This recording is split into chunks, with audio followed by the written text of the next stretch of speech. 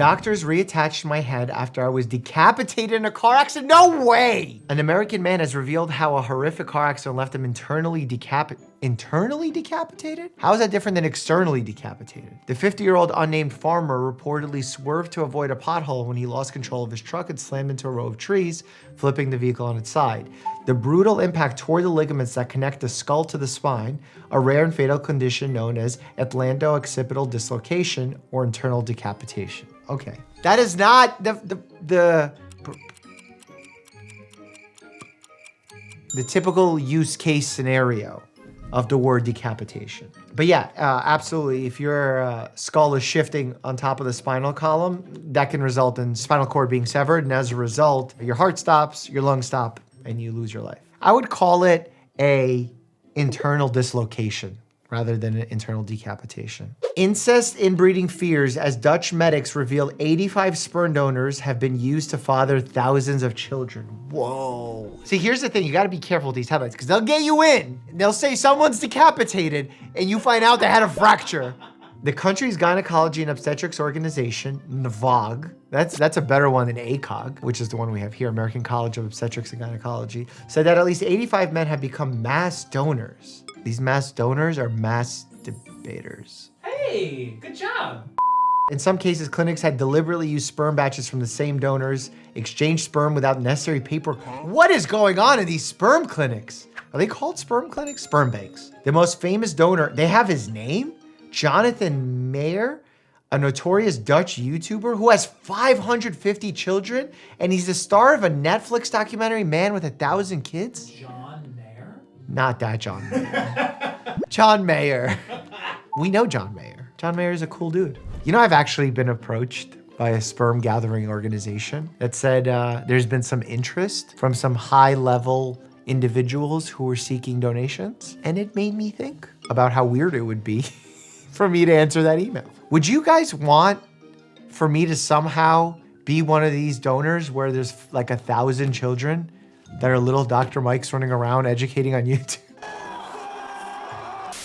I feel like people are just doing this to be like Mr. Beast level YouTuber. I fathered 1,000 children, here's what happened next. It's a good title, it's a good video title. Stomach churning Ozempic feet is the latest bizarre side effect of weight loss drug. This is like very typical for gossip outlets to try and find something negative about Ozempic because they know the audience is Googling it. Then they can connect it to different celebrities that potentially can be using it. But that is not an ethical way of talking about someone's medical care, especially for a practicing physician. But what is the side effect? Ozempic feet reverse to sagging or aging skin on the feet due to rapid fat loss. Ozempic face, Ozempic butt, Ozempic feet, all of these Ozempic body parts are all the same thing. Rapid weight loss, which in someone who's overweight or morbidly obese, they may be benefiting from that rapid weight loss. The idea when you're using a medication like a GLP-1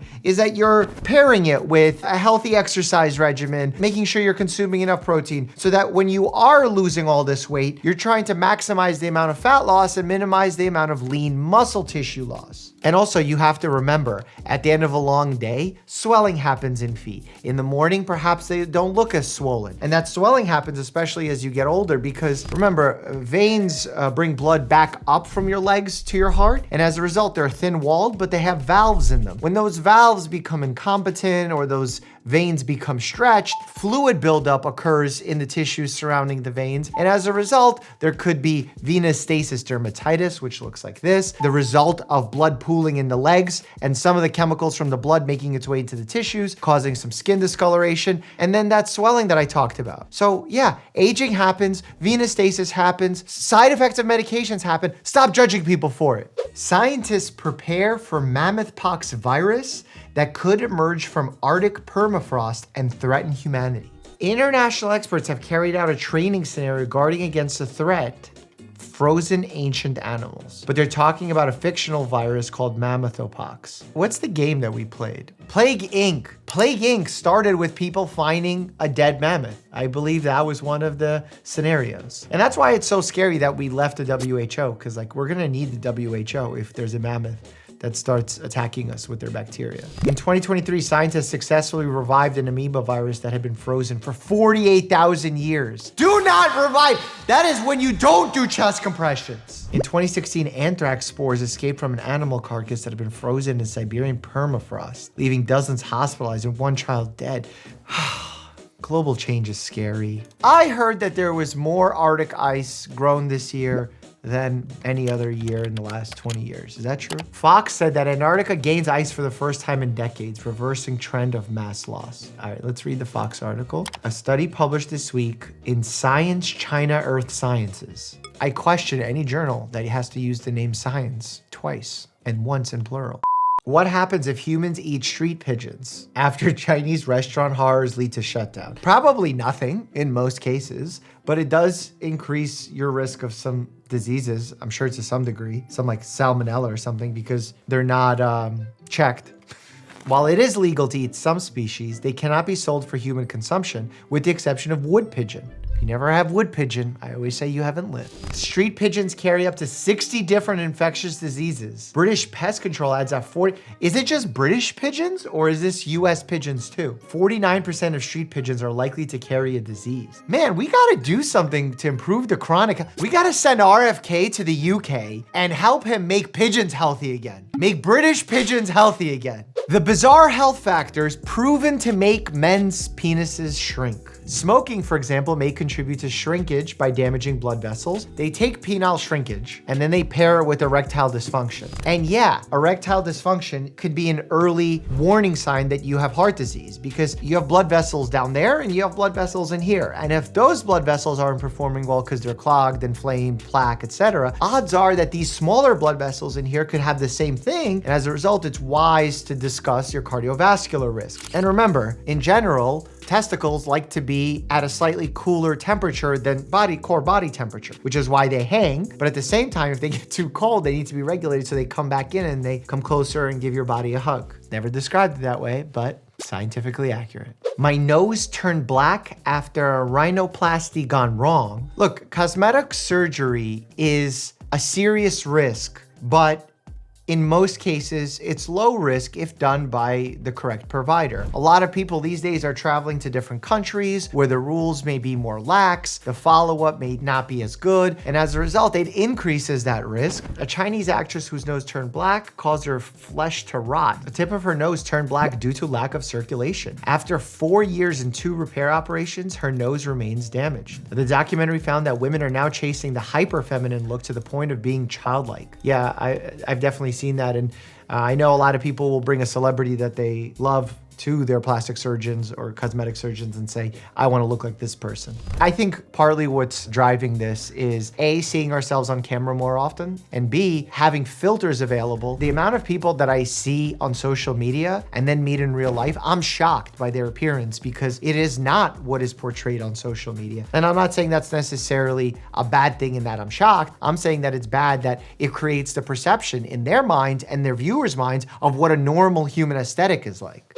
Women contracts incurable disease at karaoke bar after holding mic too close to her face. God, they literally take situations that happen in real life and make it sound so ridiculous that people click because of morbid curiosity. Hope that's why you clicked on this video, but at least you're getting morbid curiosity plus real education. The unnamed woman from China, this was discussed on China's version of TikTok, that she ended up getting the herpes virus by coming too close to a microphone. Now, I'm wondering, where was the microphone? I'm hoping mouth, because in the mouth scenario, she's getting oral herpes, which very benign in most cases, but oh, are you joking? They call herpes an incurable disease and they make this a headline? Do you know what the rates of the herpes virus, aka cold sore virus on the mouth, is in the population over the age of 40? It's like 70 to 90%. That means like almost everyone has it. Can you imagine if women gets illness that more than half the population has? How boring of a headline it is, but it's accurate. They wrote, this is particularly concerning in settings where multiple people may be using the same microphone. Living